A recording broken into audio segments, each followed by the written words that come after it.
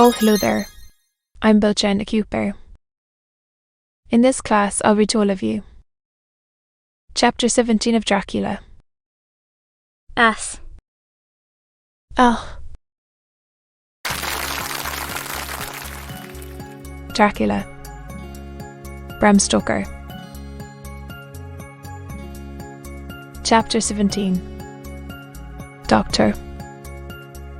When we arrived at the Berkeley Hotel, Van Helsing found a telegram waiting for him. I'm coming up by train. Jonathan at Whitby. The professor was delighted. Oh, that wonderful Madam Mina, he said. Poor among women. She arrive, but I cannot stay. She must go to your house. Friend John, you must meet her at the station. Telegraph her en route. When the wire was dispatched, he had a cup of tea. Over it he told me of a diary kept by Jonathan Harker when abroad, and gave me a typewritten copy of it, as also of Miss Harker's diary at Whitby. Take these, he said, and study them well. When I have returned, you will be master of all the facts, and we can then better enter on our inquisition. Keep them safe, for there is in them much of treasure. You will need all your faith, even you have had such an experience as that of today. What is here told? He laid his hand heavily and gravely on the packet of papers as he spoke, may be the beginning of the end to you, and me and many another, or it may sound the knell of the ended who walk the earth. Read all, I pray you, with the open mind, and if you can add in any way to the story here told, just so, for it is all important. You have kept diary of all these so strange things, is it not so? Yes, then we shall go through all these together when we meet. He then made ready for his departure, and shortly after drove off to Liverpool Street. I took my way to Paddington, where I arrived about 15 minutes before the train came in. The crowd melted away after the bustling fresh and common to arrival platforms, and I was beginning to feel uneasy lest I might miss my guess when, as we faced, dainty-looking girl stepped up to me and, after a quick glance, said, Dr. Seward, and you are Miss Harker. I answered at once, whereupon she held out her hand. I knew from the description of poor Lucy, but she stopped suddenly, and a quick blush overspread her face. The blush that rose to my own cheek somehow set us both at ease, for it was a tacit answer to her own. I got her luggage, which included a typewriter, and we took the Underground to Fenchurch Street after. I had sent a wire to my housekeeper to have a sitting room and bedroom prepared at once for Miss Harker. In due time we arrived. She knew, of course, that the place was a lunatic asylum, but I could see that she was unable to repress a shudder when we entered. She told me that, if she might, she would come presently to my study, as she had much to say. So here I am finishing my entry in my phonograph diary whilst I await her. As yet I have not had the chance of looking at the papers which Van Helsing left with me, though they lie open before me. I must get her interested in something, so that I may have an opportunity of reading them. She does not know how precious time is, or what a task we have in hand. I must be careful not to frighten her. Here she is. Mina Harker's journal, 29 September. After I had to did myself, I went down to Dr. Seward's study. At the door I paused a moment, for I thought I heard him talking with someone.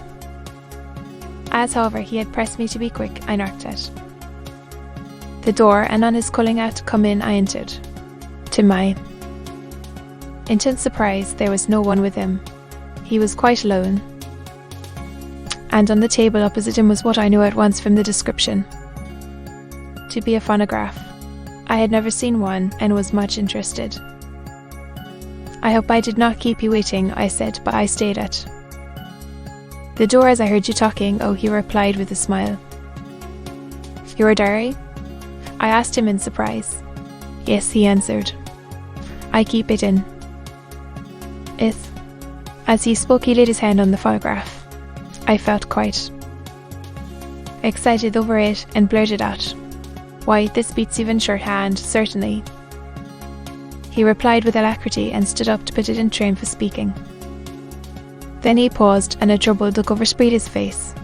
The fact is, he began awkwardly, I only keep my diary in it, and isn't Leo, mustn't I about my cases? It may be awkward at that is, I mean he stopped and I tried to help him out of his embarrassment. You helped to attend dear Lucy at the end. Let me hear how she died, for all that I know of her, I shall be very grateful. She was very to my surprise, he answered with a horror-struck look in his face. Tell you of her death, why not? I asked for some grave. Terrible feeling was coming over me. Again he paused, and I could see that he was trying to invent an excuse. At length he stammered out, You see, I do not know how to pick out any particular part of the diary. Even while he was speaking, an idea dawned upon him, and he said with unconscious simplicity in a different voice and with the novative, A child, that's quite true, upon my honour, honest Indian. I could not but smile, at which he grimaced. I gave myself away that time. He said, But do you know that, although I have kept the diary for months past, it never once struck me how I was going to find any particular part of it in case I wanted to look it up. By this time my mind was made up that the diary of a doctor who attended Lizzie might have something to add to the sum of our knowledge of that terrible being. And I said boldly, Then, Dr. Surd, you had better let me copy it out for you on my typewriter. He grew to a positively deathly hello as he said, for all the world. Then it was terrible, my intuition was right. For a moment I thought, and as my eyes ranged the room, unconsciously looking for something awesome, opportunity to aid me, they lit on a great batch of typewriting on the table. His eyes caught the look in mine, and without his thinking, followed their direction. As they saw the parcel, he realized my meaning. You do not know me, I said. When you have read those papers for your own diary, and my husband's also, which I have typed down, will know me better. I have not footed in giving every thought of my own heart in this cause. But, of course, you do not know me. He is certainly a man of noble nature. Poor dear Lucy was right about him. He stood up and opened a large drawer in which were arranged in order a number of hollow cylinders of metal covered with dark wax, and said, You are quite all right. I did not trust you because I did not know you, but I know you now, and let me say that I should have known you long ago. I know that Lucy told you of me. She told me of you too. May I make the only atonement in my power? Take the cylinders and hear them. The first half dozen of them are personal to me, and they will not horrify you. Then you will know me better. Then I will buy them, be ready. In the meantime, I shall read over some of these documents and shall be better able to understand certain things. He carried the phonograph himself up to my sitting room and adjusted it for me. How I shall learn something pleasant, I am sure, for it will tell me the other side of a true love episode of which I know one side already. Dr. Seward's diary, 29 September. I was so absorbed in that wonderful diary of Jonathan Harker and that other of his wife that I let the time run on without thinking. Harker was not down when the maid came to announce dinner, so I said, She is possibly tired, let dinner wait an hour, and I went on with my work. I had just finished Miss Harker's diary, one She came in. She looked sweetly pretty, but very sad, and her eyes were flushed with crying. This somehow moved me much. Of late I have had cause for tears, God knows, but the relief of them was denied me, and now the sight of those sweet eyes brightened with recent tears went straight to my heart. So I said as gently as I could, "Oh no, not distress me," she replied, "but I have been more touched than I can say by your grief. That is a wonderful machine." But it is cruelly true. It told me in its very tones the anguish of your heart. It was like a soul crying out to Almighty God. No one muster then spoken never again. See, I have tried to be useful. I have copied out the words on my typewriter, and none other need now hear your heartbeat. No one need ever. No, shall ever know, I said in a low voice. She laid her hand on mine and said very gravely, "Almost, but why?" I asked. "Because it is a part of the terrible story, a part of Perdue. Lucy's death and all that led to it, because in the struggle which we have before us to rid the earth of this terrible monster, we must have all the knowledge and all the help which we can get. I think that the cylinders which you gave me contain more than you intended me to know, but I can see that there are in your record many lights to this dark mystery. You will let me help, will you not? I know all up to a certain point, and I see already, though your diary only took me to 7 September, how poor Lucy was beset and how her terrible tomb was being wrought out. Jonathan and I have been working day and night since Professor Van Helsing saw us. He has gone to Whitby to get more information, and he will be here tomorrow to help us. We need have no secrets amongst us, working together and with absolute trust. We can surely be stronger than if some of us were in the dark. She looked at me so appealingly, and at the same time manifested such courage and resolution in her bearing that I gave in at once to her wishes. You shall, I said, do as you like in the matter. God forgive me if I do wrong.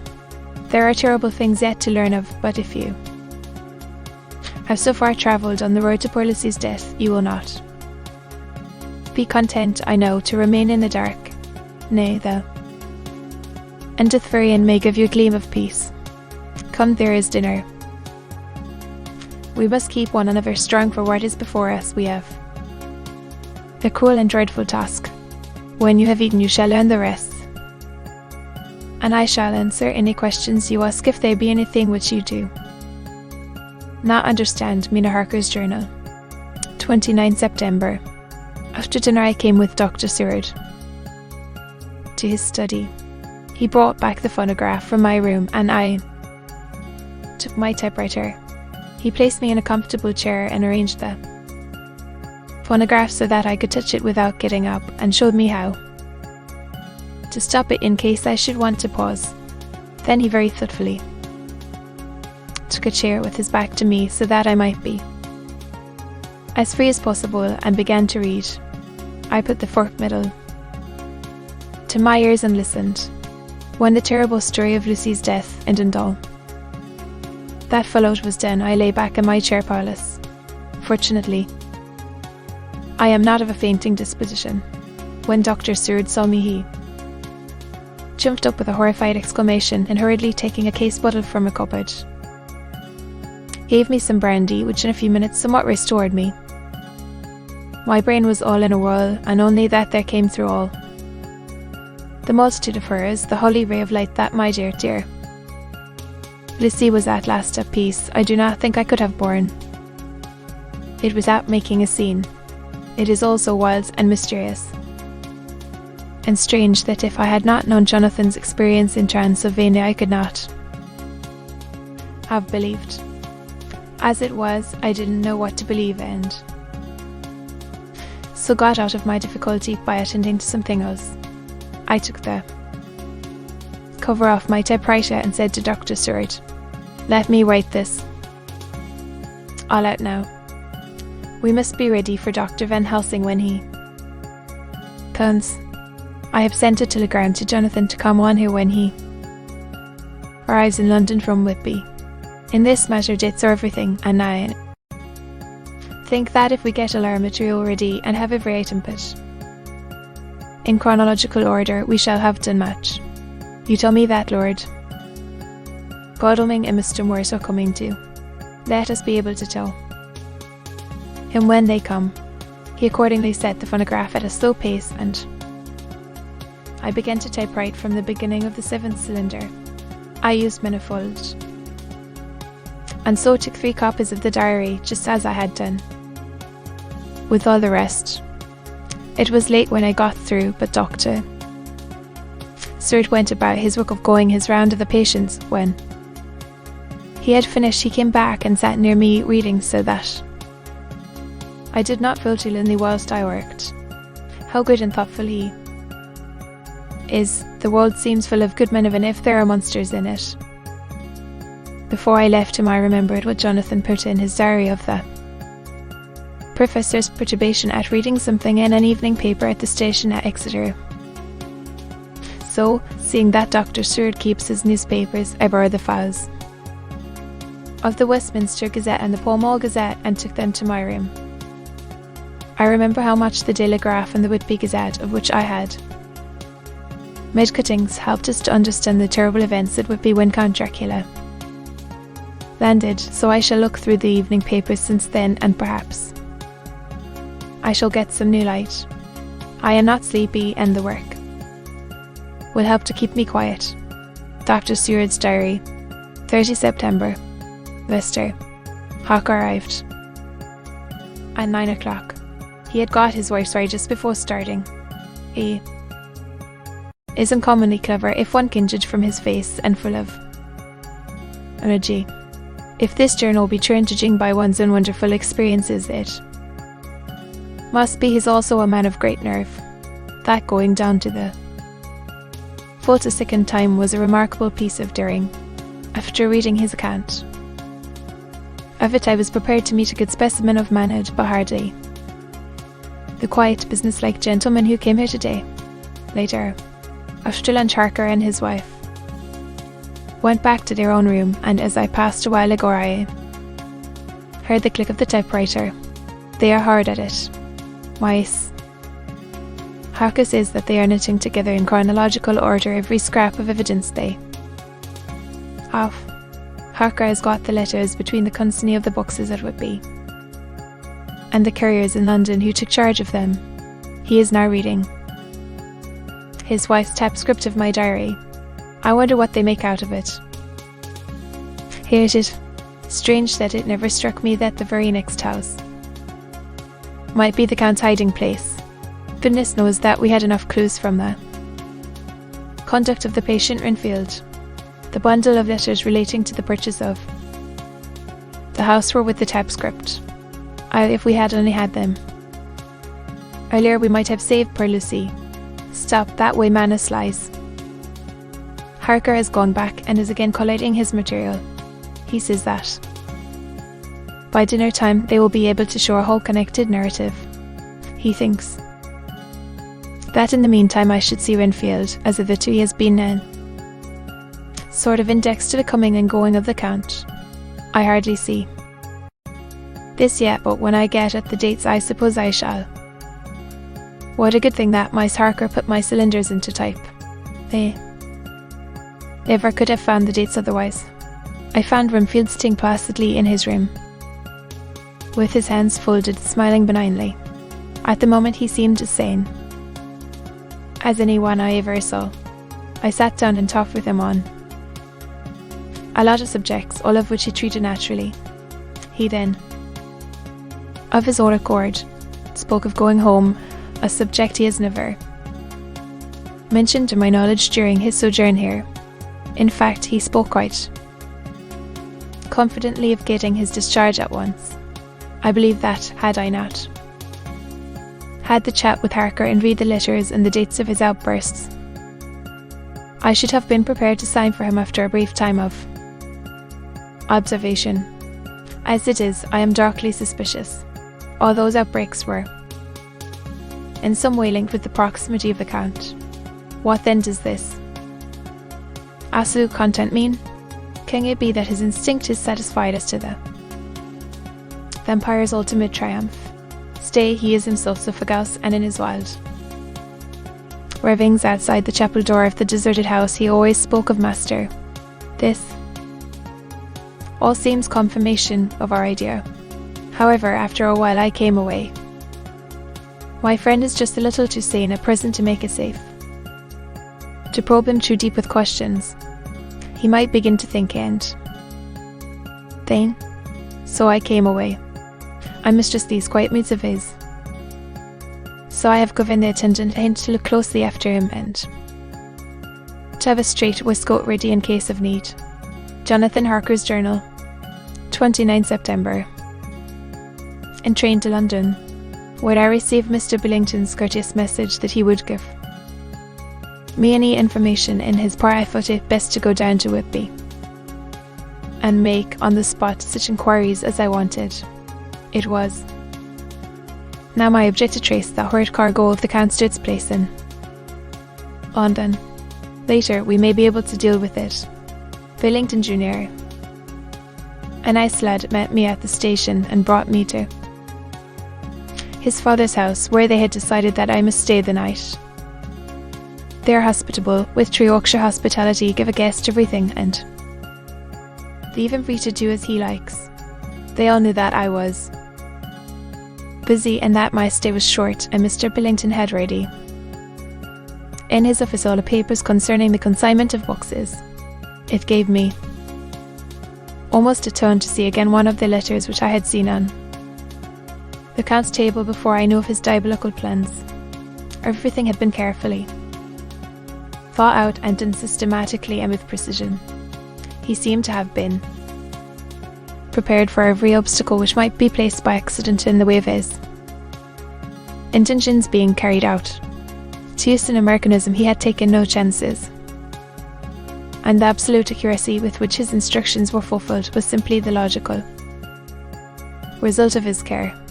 I saw the invoice and took note of it. 50 cases of common earth to be used for experimental purposes. Also the copy of letter to Carter Patterson and their reply of both of these. I got copies. This was all the information Mr. Billington could give me. So I went down to the port and saw the Coast Guards, the customs officers and the harbour master. They had all something to say of the strange entry of the ship, which is already taking its place in local tradition, but no one could add to the simple description 50 cases of common earth. I then saw the station master, who kindly put me in communication with the men who had actually received the boxes. Their tally was exact with the list, and they had nothing to it except that the boxes were main and mortal heavy, and that shifting them was dry work.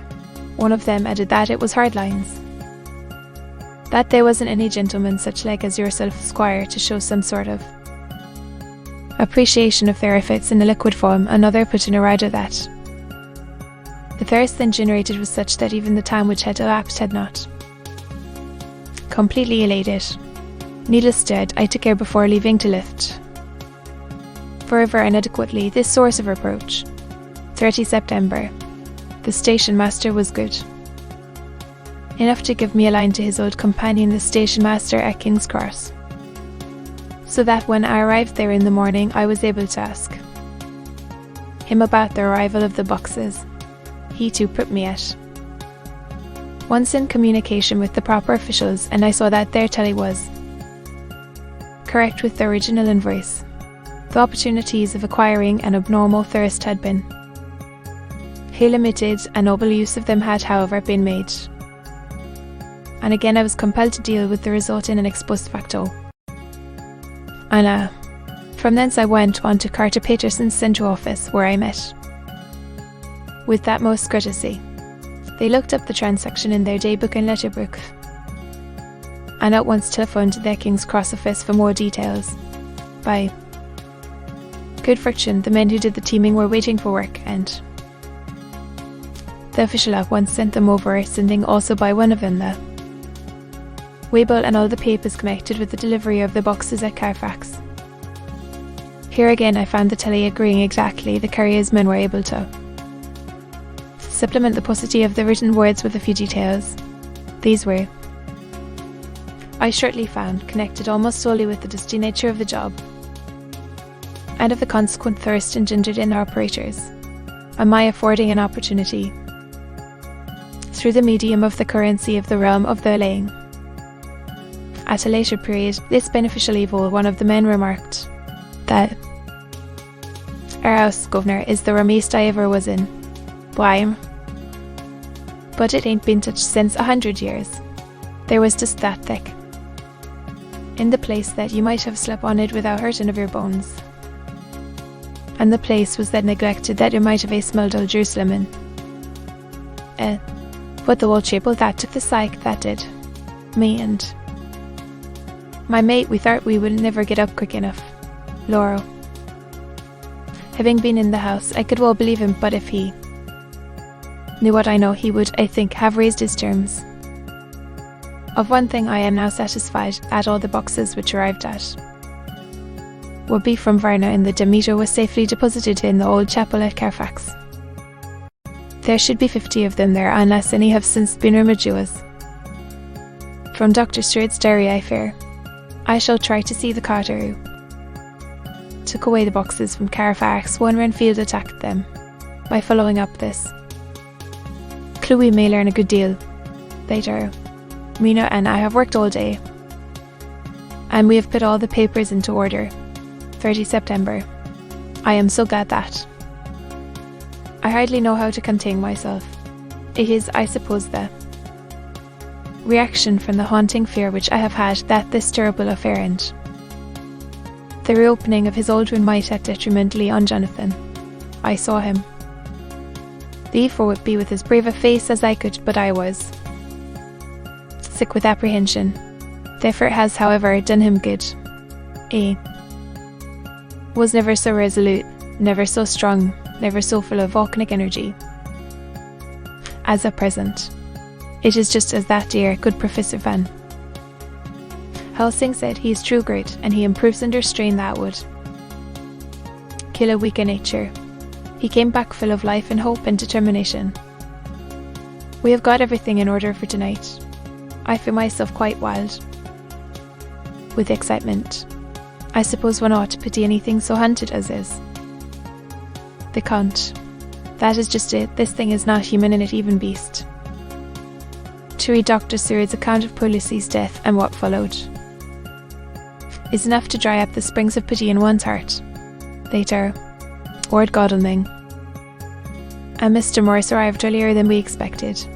Dr. Seward was out on business and had taken Jonathan with him, so I had to see. Then, it was to me a painful meeting, for it brought back all poor dear Lucy's hopes of only a few months ago.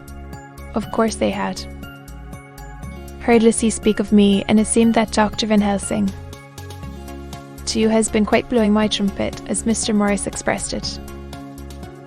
Poor fellows, neither of them is aware that I know all about the proposals they made to Lucy.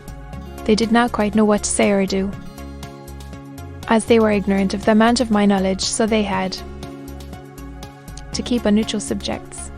However, I thought the matter over and came to the conclusion that the best thing I could do would be to post them in affairs right up to date. I knew from Dr. Seward's diary that they had been at Lucy's deed to real Dethian, that I need not fear to betray any secret before the time. So I told them, as well as I could, that I had read all the papers and diaries, and that my husband and I, having typed in them, had just finished putting them in order. I gave them each a copy to read in the library, and Lord Godalming got his and turned it over. It does make a pretty good pile, I said. Did you write all this? My son nodded, and he went on. I don't quite see the drift of it, but you people are also good and kind, and have been working so earnestly and so energetically that all I can do is to accept your ideas blindfold and try to help you. I have had one lesson already in accepting facts that should make a man humble to the last hour of his life. Besides, I know you loved. My princess here, he turned away and covered his face with his hands. I could hear the tears in his voice. Mr. Morris, with instinctive delicacy, just laid a hand for a moment on his shoulder and then walked quietly out of the room. I suppose there is something in woman's nature that makes a man free to break down before her and express his feelings on the tender or emotional side without feeling it derogatory to his manhood. For when Lord Godalming found himself alone with me, he sat down on the sofa and gave way duly and openly. I sat down beside him and took his hand. I hope he didn't think it forward of me, and that if he ever thinks of it afterwards, he never will have such a thought. There I wrong him. I know he never will. His to a gentleman, I said to him, for I could see that his heart was breaking. I loved her, Lucy, and I know what she was to you and what you were to her. She and I were like sisters, and now she is gone. Will you not let me be like a sister to you in your trouble? I know what sorrows you have had, though I cannot measure the depth of them. If sympathy and pity can help in your affliction, in an instant the poor dear fellow was overwhelmed with grief. It seemed to me that all that he had of late been suffering in silence found a vent at once. He grew quite hysterical, and raising his open hands, beat his palms together in a perfect agony of grief. He stood up and then sat down again, and the tears rained down his cheeks. I felt an infinite pity for him, and opened my arms unthinkingly. With a sob he laid his head on my shoulder and cried like a worried child, whilst he shook with emotion. We women have something of the mother in us that makes us rise above smaller matters. When the mother spirit is invoked, I felt this big soaring man's head resting on me, as though it were that of the baby last Sunday may lie on my bosom, and I stroked his hair as though he were my own child. I never thought at the time how strange it all was. After a little bit his sobs ceased, and he raised himself with an apology, though he made no disguise of his emotion. He told me that for days and nights past, weary days and sleepless nights, had been unable to speak with any one as a man must speak in his time of sorrow. There was no woman whose sympathy could be given to him, or with whom, owing to the terrible circumstance with which his sorrow was surrounded, he could speak freely. I know now how I suffered, he said as he dried his eyes, but I do not, nor even yet, and none other can ever know how much your sweet sympathy has been to me today.